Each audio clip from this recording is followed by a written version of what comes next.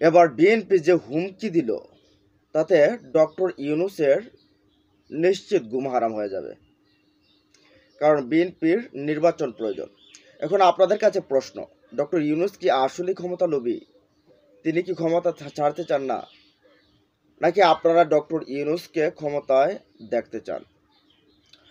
তো এই বিষয়গুলো নিয়ে অনেকগুলো কথা বলছে। যে আমরা যদি দেখি, ছাত্র দলের কেন্দ্রীয় সাধারণ সম্পাদক নাসির উদ্দিন নাসির তিনি বলছেন ডক্টর ইউনূস ক্ষমতাকে লেন্দি করার জন্য কাজ করছেন, বলতে দীর্ঘায়িত করার জন্য কাজ করছেন। তিনি ওয়াদা দিয়ে ওয়াদা রক্ষা করছেন না। নাসির উদ্দিনের তো এই কথা। যদি আমরা দেখি বিএনপির ফজলুর রহমান ভাটির নেতা, এটা তো আরো কয়েক ধাপ এগিয়ে, বলতে চিতাবাঘের মতো এগিয়ে গিয়ে কথা বলছেন যে নির্বাচন দিবে, নির্বাচন দিয়ে বাপ ডাইকা সেরা নির্বাচন দিবে। ডক্টর ইউনূসকে বলতে এক ধরনের থ্রেট দিচ্ছে। এখন নাসিরুদ্দিনের যদি কথাটা আমরা ধরি, তাহলে নাসিরুদ্দিনের কথা মতে বলতে ডক্টর ইউনূস একটা রাজনৈতিক দলের চাপের কারণে তাই তিনি ক্ষমতাটা দীর্ঘায়িত করছেন একটা রাজনৈতিক দলকে আসলে ফ্যাসিলিটিস দেওয়ার জন্য। এখন কোন সে এই রাজনৈতিক দল? সেটা হচ্ছে এনসিপি, নাহিদ সার্জিস হাসনাদের যে দল, সেটাকে আসলে ফ্যাসিলিটিস দেওয়ার জন্য ডক্টর ইউনূস এই নির্বাচন নিয়ে গরম ইস্যু করছেন। তার ভাষ্য মতে যে নির্বাচন দিয়ে দেবে, নির্বাচন দেওয়ার দরকার, তাদের কথা, বিএনপির কথা যে নির্বাচন দেওয়া দরকার। এখন দেশের মানুষ কি বললো সেটা তো বড় কথা না, তারা বলছে জনগণ নির্বাচন চায়। এখন জনগণ কি আসলে নির্বাচন চায়? আপনারা কি আসলে নির্বাচন চান?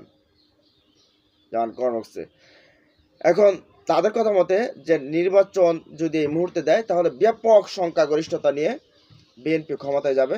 আর অপরদিকে তাদের সংখ্যা হচ্ছে, যত ডক্টর ইউনূস লেন্দি প্রসেসে করবে, তত এনসিপি সহকারে অন্যান্য রাজনৈতিক দলগুলোকেও ফায়দা পাবে। এই মুহূর্তে রিয়েলি এটা যদি এনসিপি না, জাতীয় নাগরিক পার্টি কারোর সাথে জোটে না যায়, তাহলে আবার ডক্টর ইউনূসের যদি কোনো সরাসরি হাত যদি মাথার উপরে না থাকে, তাহলে নির্বাচনে তার আসলে 10টা আসন পাবে কিনা সেটাও কিন্তু বড় প্রশ্ন।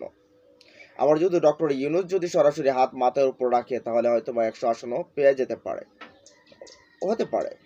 তবে প্রশ্নটা আসছে এই জায়গায় যে নির্বাচন নির্বাচন নির্বাচন এই যে নির্বাচন, এখন দেশের মানুষ কি সত্যি নির্বাচন চাচ্ছে? দেশের মানুষ কি ডক্টর ইউনূসের দ্বারা কোনো ফল পাচ্ছে না, কোনো সুযোগ সুবিধা পাচ্ছে না, নাকি ডক্টর ইউনূস দেশটাকে একেবারে ডুবিয়ে দিয়েছেন? ডক্টর ইউনূসের দ্বারা কি দেশ উপকৃত হচ্ছে না, সেটা কি জনগণ বুঝছে না? নাকি জনগণ কি এখন অন্ধ, যে আসলে তারা কালো চশমা পরে হারতে হয়, যেগুলো দেখে না? এখন তাদের কথাতে, বিএনপির কথাতে বরাবরই আসছে যে জনগণের ভোটাধিকার জনগণকে ফিরিয়ে দিয়ে একটা গণতান্ত্রিক সরকারের হাতে ক্ষমতা হস্তান্তর করে আপনি চলে যান। বুঝতে পারছেন? এখন এই চলে যাওয়াটা তারা বলছে জনগণ চায়। এখন জনগণ কি আসলেই চায় কিনা, নাকি তারা কি জনগণের ভাষাই বলছে, নাকি তাদের নিজের ভাষা বলছে?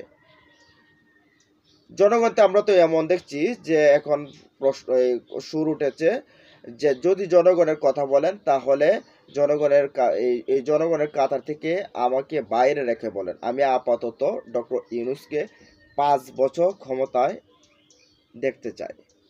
এটা হচ্ছে জনগণের ভাষা এখন তৈরি হচ্ছে, এই ট্রেন্ড তৈরি হয়েছে। এদিকে জামাত কিন্তু নির্বাচন এখন চাচ্ছে না। জামাত চাচ্ছে সংস্কার হোক, সংস্কারের পরে নির্বাচন হোক।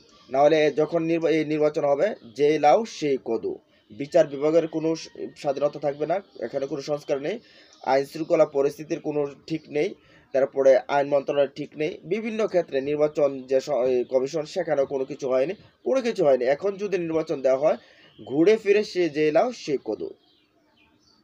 এখন আমরা যদি ধরি বিএনপির যে ফজলুর রহমান, যাকে আদর করে মানুষে অনেকে ফজু পাগলা রাখে, এখন এই ফজলুর রহমান বলছে যে নির্বাচন দিব, বাপ ডাইকা নির্বাচন দিব।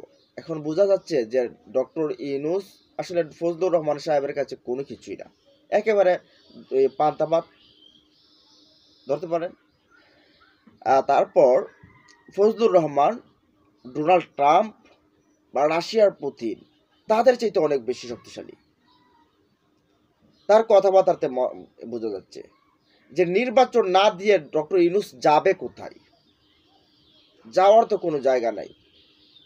তারপর আরেকজন নেতা আপনাদেরকে যদি বলি, বিএনপির মির্জা আব্বাস সাহেব, তিনি তো খুব সুন্দরভাবে বলেছেন, এই সরকার যত সংস্কার করুক, কোনো কিছু আমরা মানব না, সবগুলোকে ছুঁড়ে ফেলে দেব।